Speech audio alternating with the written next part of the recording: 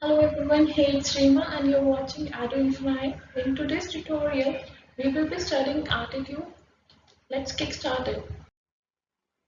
Course content. At the end of this video, you are able to explain definition of attitude, characteristics of attitude, components of attitude, sources, types, and functions of attitude. And there is one more important series. I'll be asked one question at the end of this session. So be very careful about the content and be attentive to listen each content very carefully. Let's define attitude. An attitude is a predisposition to respond in a positive or negative way to someone or something in one's environment.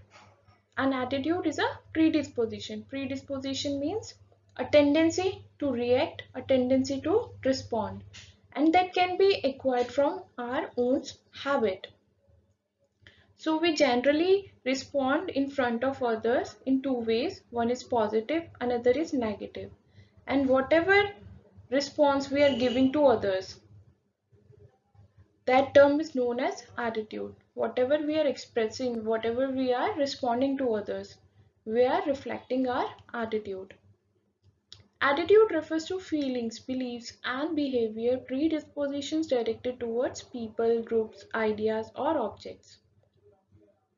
We can also call feelings, beliefs, and behaviors are a mutual term of attitude. Whatever feeling we do possess, whatever the beliefs we have, and whatever the behavior we reflect, they all are the terms coined from attitude. And whatever the predispositions we have acquired from our own habit that are generally reflected in front of people, group, ideas, or objects.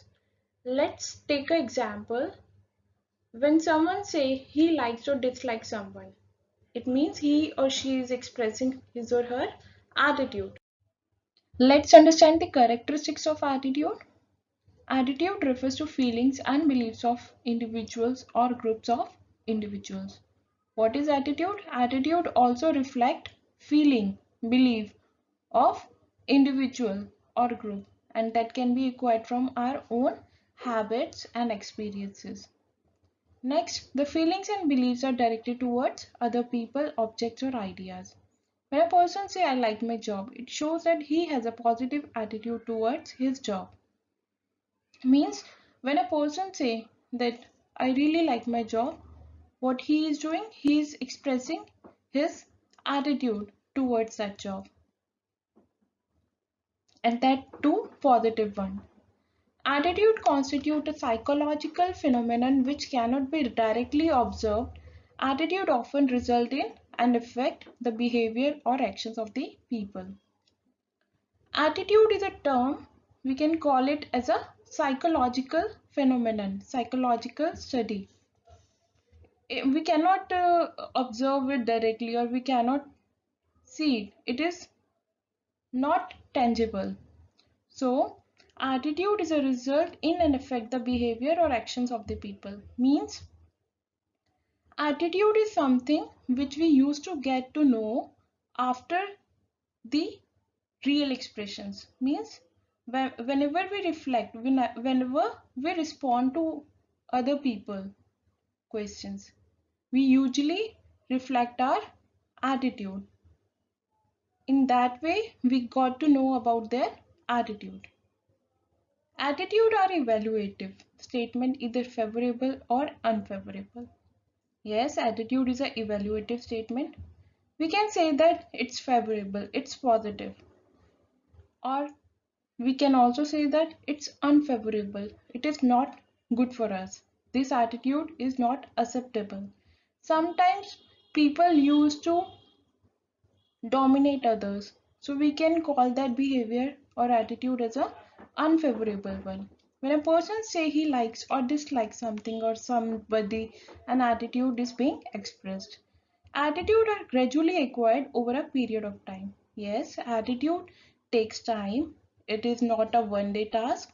It's take time, and in the form of behavior, in the form of habits, we usually acquire our attitude. Next, let's talk about the components of attitude. There are basically three components of attitude which affects the behavior. The very first is cognitive component. It is also known as informational component, and they are based on set of beliefs, values, and information. It can be favorable, it cannot be favorable, because we cannot observe those behavior. We cannot observe those information. So we cannot say cognitive component is a real one. We cannot observe that. Second is affective component. It is also known as emotional component because they are based on the feelings, and feelings also differ from person to person. For example, a person say, I do like this job because it has good future prospect. He is just reflecting, he is just expressing his feelings. He is not sure about it. We cannot observe it. So this component is also not favorable case. Third one is behavioral component. What is behavioral component? It has some tendency to respond in front of others, in front of people, in front of group of people or objects. And we can observe that very clearly. So this is a favorable case. Other two cases are not favorable one. But yes, they are equally important because we are not able to understand the concept of behavioral component otherwise. Further, we'll talk about sources and types. Firstly, we will discuss sources of attitude through which we use to form our attitude. The very first is direct personal experience. Whenever a person experiences something in his or her own life, they use to form some kind of attitude. Next, association. When person interact with others, they also helps in forming the attitude, either through friends or through colleagues or organization members. Next, social learning of modeling. Yes, society also plays a very important role in forming the attitude. Next, institutional factors also plays a very important role in forming the attitude. Fifth, mass media. Through newspapers and news channels or blogs, different kind of articles also helps person in forming their attitude. Next, economic status and occupations. Poor status and rich status, or good profession versus bad profession. I mean, a lower level profession. We cannot say, yeah, bad profession, but we can say lower profession. That too plays a very important role in forming the attitude. Because the person who is poor has some mentality that he has to buy everything at a low price or cheap price. And the person who is rich has a capacity to purchase luxury items. So everybody has their own attitude, and this economic status and occupation also plays a major part. Next, let's see the types of work related attitudes. There are basically three types of attitude. The very first is job satisfaction. Whenever we are working in the organization, we used to develop three types of work related attitude. The very first is job satisfaction. If the person is satisfied on his or her job, then this kind of attitude is really appreciable in the job place. Next, job involvement. This type of work related attitude helps the organization in achieving the organizational objective. Last is organizational commitment. Yes, if the employee or an employer is committed to his or her own goals and organizational goals, that will definitely help the organization in his or her long run. Next, let's see the functions of attitude.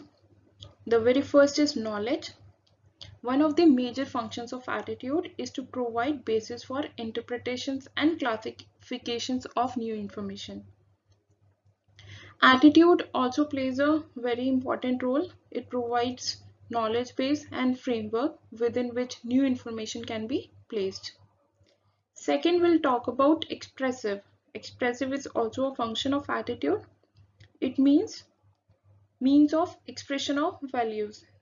They enable individual to indicate to others the values that they hold and thus to express their self-concept and adopt or internalize the values of a group. Attitude can be helpful in case of expressions because they provide a tool, they provide an object to a person to express his or her beliefs or values. Next is instrumental. This held attitudes maximize rewards and minimize sanctions because attitudes towards others or objects might be held because of past positive experience, behavior or knowledge which has resulted in the satisfaction of needs and thus more likely to result in a favorable attitude. Attitude also plays an important role in instrumentation, means they do help in forming the right attitude from our past experiences. Last, ego defensive. Attitude may be held in order to protect the ego from an undesirable truth or reality. People often form and maintain certain attitude to protect their own self-images. So it's an ego defensive tool too. For example, workers may feel threatened by the employment or advancement of minority or female workers in the organizations. This form a kind of ego defensive nature in the male workers because they do feel that they are dominated by their female co-workers. Here we will be talking about factors used to change attitude of employees in the organization. There are some factors to be used to change the behavior, to change the attitude of employees in the organization. If they are not performing well, then there are some major tools, some factors to be used to make them feel more motivated, to make them efficient towards their work. The very first is use of group pressure. Group pressure is exerted if the employees is not working well to make them feel more motivated towards the work. Second, influence of friends. Third, organizational changes. Organizations do make few changes to make their employees feel more safe, more committed towards their work. Use of corrosive tactics or fear. If employees is very lethargic, he's not performing well, he's not committed towards the organization, then organization do use some kind of tactics. Say they use punishment system to make them feel more fearful so that they perform well in the organization. Here we come up with the most engaging part of our session, and our today's question is, which component of an attitude affect your behavior? Cognitive, affective, or behavioral component? Write your answers in the comment section below. I'll review it as soon as possible. Thanks for watching my video. Do not forget to subscribe.